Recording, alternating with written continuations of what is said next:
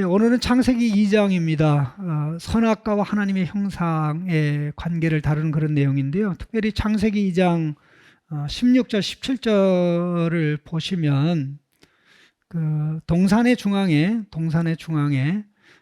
그 생명나무 열매와 선악을 알게 하는 나무가 있다. 그런 언급이 등장을 하고 있고, 특별히 선악을 알게 하는 나무와 관련해서 하나님께서 아담에게 어미 명령해서 이 나무의 열매를 먹는 날에는 반드시 죽을 것이다, 이런 말씀이 등장합니다.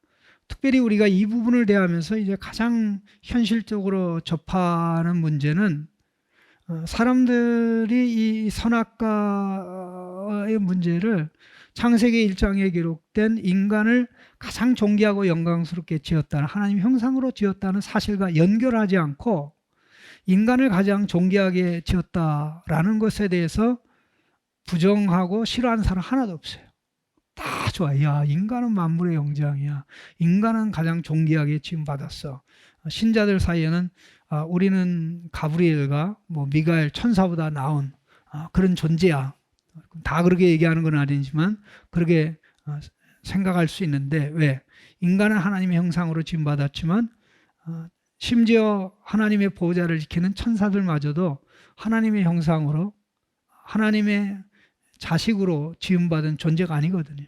이제 그렇게 인간을 존귀하게 생각하는 사람마저도 하나님이 그렇게 인간을 좋게 만들었으면 선악과를 만들지 말아야지, 왜 그 선악과를 만들어서 인간을 정말 이 불행에 빠지게 하셨는가, 그렇게 좀 오해를 하게 되는데, 사실 우리가 이 부분을 정확하게 이해하기 위해서는 이 선악과와 인간을 하나님의 형상으로 만드셨다는 것은, 이거는 둘 중에 하나만 택할 수 있는 게 아니고요, 이 둘은 동일한, 하나가 있으면 다른 하나가 있어야 되는 그런 거. 인간이 하나님의 형상으로 지금 받았기 때문에 인간은 하나님으로 살면 안 되고 하나님의 형상으로 살아야 된다는 거죠. 하나님으로 살면 안 된다는 것은 하나님 아닌 인간이 하나님이라고 착각하고 하나님으로 행동하면 안 된다는 거죠. 하나님의 아들로, 자식으로, 하나님의 대리 통치자로 하나님의 뜻을 반영해서 하나님이 직접 짐승들을 대하는 것처럼, 하나님이 직접 공중의 새를 대하는 것처럼, 하나님이 직접 바다의 고기를 대하고 보살피는 것처럼 그 마음으로 하나님이 하시는 것처럼 해야 된다는 그런 의미가 들어있는 게, 인간은 하나님의 형상이니까 하나님의 형상으로 살아야 된다. 자, 이것을 이 보이지 않는 진리죠. 그러나 너무나 중요한 진리죠. 인간이 하나님의 형상이라는 것은 눈에 보이는 게 아닙니다. 그렇지만 선악을 분별하게 하는 나무는 눈에 보이는 겁니다. 또 에덴 동산의 중앙에 있습니다. 그 중앙에 생명의 나무도 있고 선악을 분별하게 하는 나무가 있는데, 일단 중요한 것은 이 두 나무는 특별한 나무가 아닙니다. 그냥 평범한 나무고, 평범한 다른 나무들이 열매 맺는 나무인 것처럼 평범하게 열매 맺는 나무인데, 하나님이 동산 중앙에 있는 두 나무를 지정을 한 겁니다. 이것은 1장에 하나님께서 각날의 천지 창조를 하면서 지정을 하죠.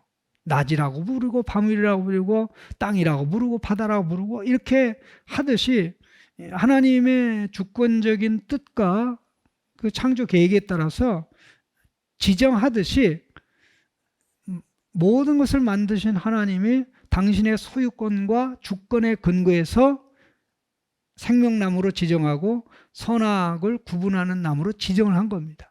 그러니까 이 나무의 특성은 이 나무가 고유로 가진 것이 아니라 하나님이 지정했기 때문에 의미가 있는 것이다 하는 그러한 의미입니다. 자, 그렇다면 선악을 알게 하는 나무는 아담이 하나님의 형상으로 지음받았기 때문에 형상답게 형상으로 충실하게 살아가야 된다는 보이지 않는 진리를 분명하고 명확하고 확실하게 보여주는 나무인 겁니다.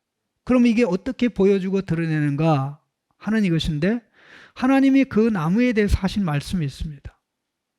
이 나무의 열매를 따먹지 말라. 그 이 나무의 열매를 따먹는 순간 아담이 하나님의 명확하고 분명한 말씀을 거역하고 독립적인 존재로, 즉 다시 말해서 자기 자신이 하나님과 같은 존재로 활동하겠다고 선언하고 그 선언을 사실 실천하는 것입니다. 그가 하나님의 형상이라면 하나님의 그림자요, 하나님의 모든 것을 반사하는, 하나님의 모든 것을 흉내내는, 모방하는 그런 존재이기 때문에 아담이 하나님의 형상으로 살면 형상으로 충실하면 어떻게 됩니까? 선악과 따먹지 말라고 그랬으니까 선악과를 따먹지 않는 게 아담이 하나님의 형상으로 충실하는 거죠. 그래서 선악과를 따먹는 건 뭡니까? 하나님의 형상으로 사는 걸 포기하고 자기가 하나님의 자리에 올라가는 거죠. 그러니까 이것을 하나님이 일정 기간 동안 에덴 동산에 두어서 시험했다는 것은 무슨 의미입니까? 아담은 개인이지만 여기서는 개인의 존재가 아니라 앞으로 하와 사이에서 태어날 그의 모든 후손들을 대표하는 자이죠.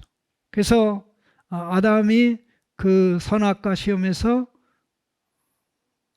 패스하게 되면, 통과하게 되면 그 이후에 태어나는 모든 자손들은 정말 이 하나님의 확정된 형상으로 높은 단계에서 하나님의 언약의 복을 누리면서 영원히 그렇게 살게 되겠죠.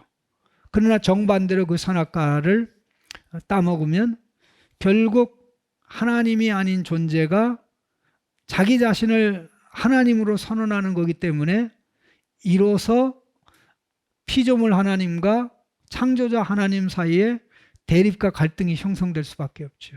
그걸 한마디로 얘기하면 우리는 죽음이라고 얘기할 수가 있습니다.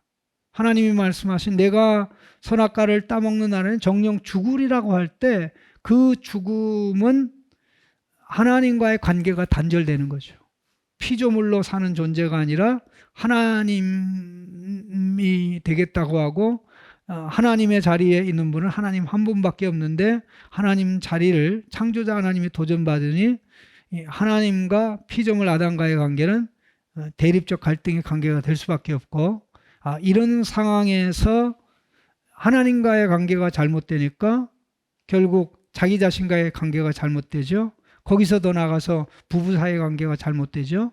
더 나아가서 또 다른 사람들, 더 나아가서 사람들과의 관계, 거기에 확대적에서는 사물과의 관계가 잘못되는데 이 모든 것을 한마디로 말하면 죽음이라고 얘기할 수 있는 거죠.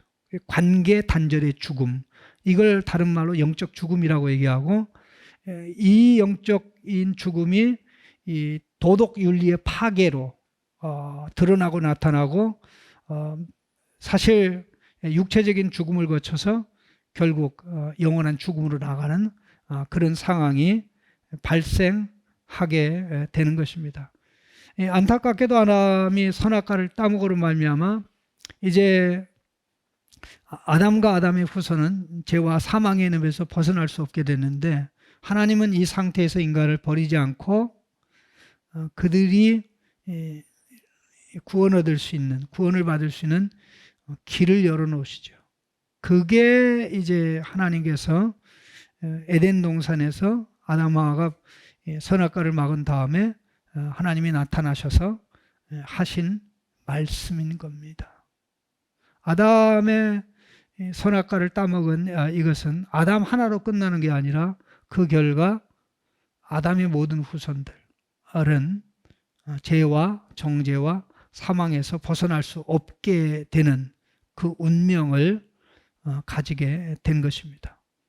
인간 스스로 이 운명을 벗을 수가 없기 때문에 하나님께서는 이 근본적인 문제를 해결할 아담급의, 또 아담을 넘어서는 아담보다 위대한 둘째 아담, 마지막 아담을 주시겠다고 에덴 동산에서 나타나셔서 약속을 하게 됩니다. 그게 이제 선악과를 따먹은 다음에 하나님이 아담 하와에게 나타나셔서 3장에서 하신 말씀이기도 합니다.